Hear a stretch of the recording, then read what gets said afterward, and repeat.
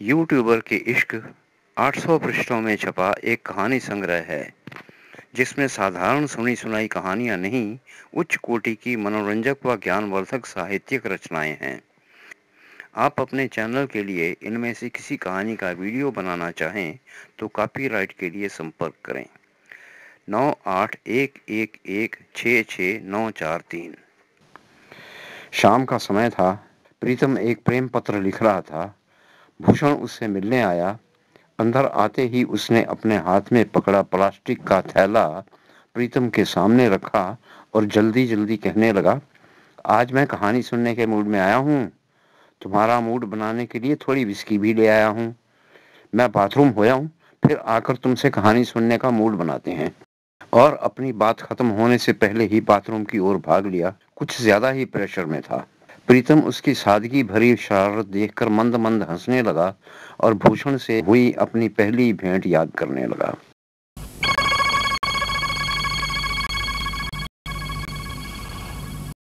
उस दिन प्रीतम प्रफुल्ल चित्त से नहाया और टहलने के लिए घर से बाहर आ गया।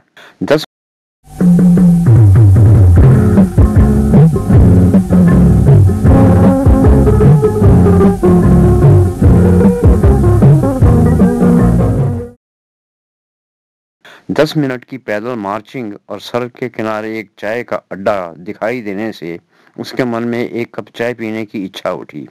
अड्डे पर बैठे 5-6 व्यक्ति चाय की चुस्कियां ले रहे थे। प्रीतम भी उनमें जा मिला।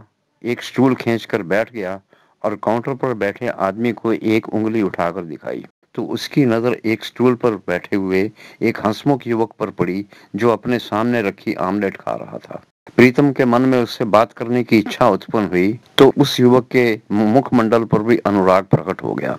उसने प्रीतम को एक अपनत्वपूर्ण मुस्कान देते हुए हेलो किया। उसकी मुस्कान ने प्रीतम के होठों पर भी मुस्कान बिखेर दी। उसने भी हेलो का जवाब हेलो से दिया तो युवक ने अपनी मेज को एक उंगली से बजाकर उसे अपनी मेज पर आने का आमंत्रण दिया। प्रीतम बेझिझक उसके पास चला गया।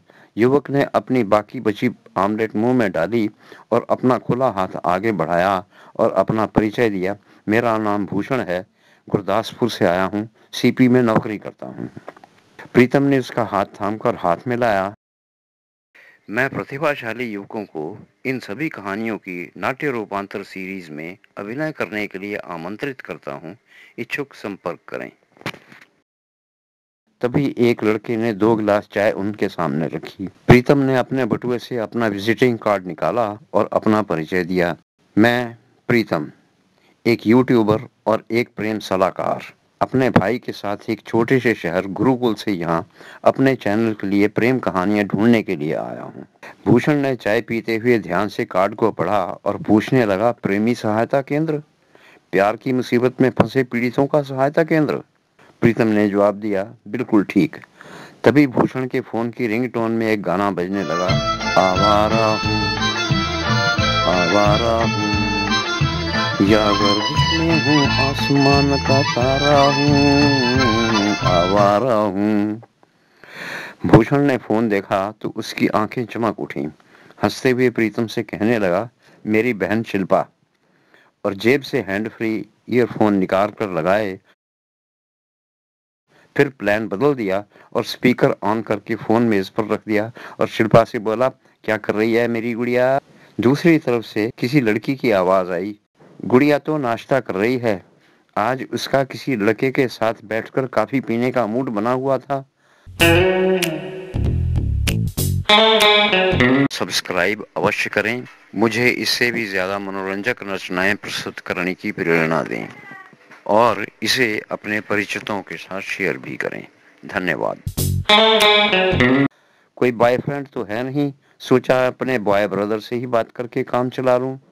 काफी बना रही हूँ, तुम क्या कर रहे हो आवारा। भूषण ने उसे जवाब दिया, मेरा अभी अभी एक नया दोस्त बना है, उसके साथ बैठा चाय पी रहा हूँ। उस लड़की ने पूछा, ये भी तुम्हारे जैसा आवारा है। भूषण ने अपनी बहन को जवाब दिया, हाँ, 2 भाई हैं, दोनों अभी आवारा हैं। और फोन को हाथों से ढककर हंसते हुए प्रीतम से कहने लगा, अनमैरिड लड़कों को आवारा कहती है। शिल्पा की आवाज आई, आवारा लोगों से ही हमेशा दोस्ती करते रहोगे, कोई निठल्ली नहीं मिली? भूषण ने प्रीतम को बताया, अनमैरिड लड़की को निठल्ली कहती है। फिर फोन से हाथ हटाकर बहन से कहने लगा, बड़ा मजेदार काम करते हैं ये दोनों भाई। प्यार करने वाले बेवकूफ आशिकों की सहायता करने का ऑफिस खोल रखा है।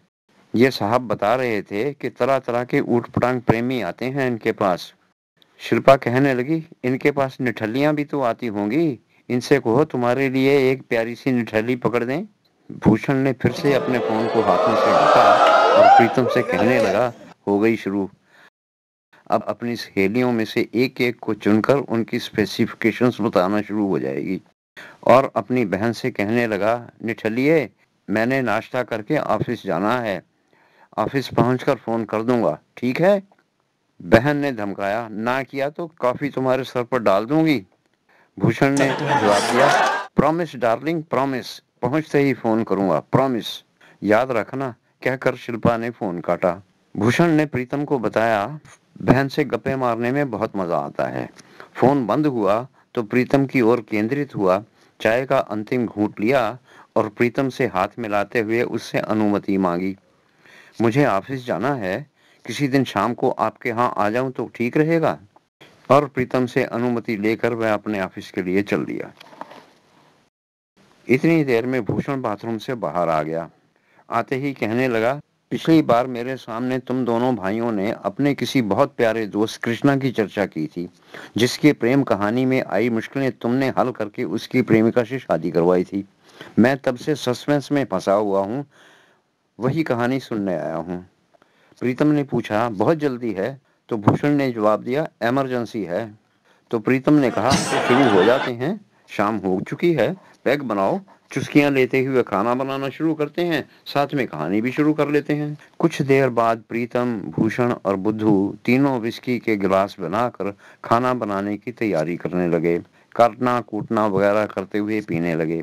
प्रीतम ने एक लंबी सांस लेकर अपने को तैयार किया और कहने लगा, कृष्णा मनचंदा दोस्तों का दोस्त है, हिल मिल कर रहने वाला आदमी है, हमारे छोटे से शहर के सबसे अमीर आदमी का बेटा है, लेकिन उसमें कोई अकड़ या घमंड नहीं है। उसके पिता का आइसक्रीम बनाने का व्यवसाय है। हमारे शहर के आसपास के कई शहरों में उसकी आइसक्रीम सबसे ज्यादा बिकती है। हमारे जीवन को मोड़ देने में उसकी प्रेम कहानी का बहुत बड़ा हाथ है। मैं उसकी प्रेम कहानी सुनाता हूँ। और वह कहानी सुनाने लगा।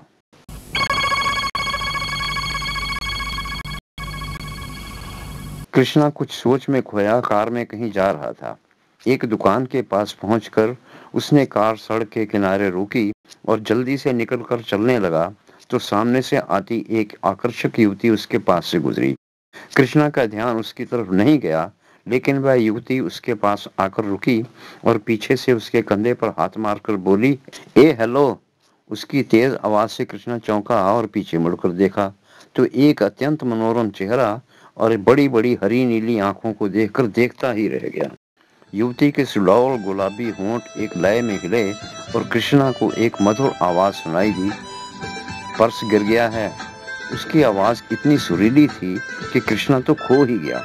युवती के शब्दों को उसके मस्तिष्क तक पहुंचने में कुछ सेकंड लग गए और ये समय तालाब में एक डुबकी लगा के बाहर आने जैसा था। उसने जमीन से पर्स उठाया और एक हिप्नोटाइज्ड आदमी की तरह उस युवती को ओर बढ़ा दिया। उसे पता ही नहीं लगा कि वह क्या कर रहा है। युवती भी इस क्षण के सम्मोहन से इतनी प्रभावित हो गई थी कि उसके सुडौल होंठों पर एक प्राकृतिक मुस्कान आई और उसने कहा, ये मेरा नहीं, तुम्हारा पर्स है। कृष्णा तो जैसे नींद से जागा।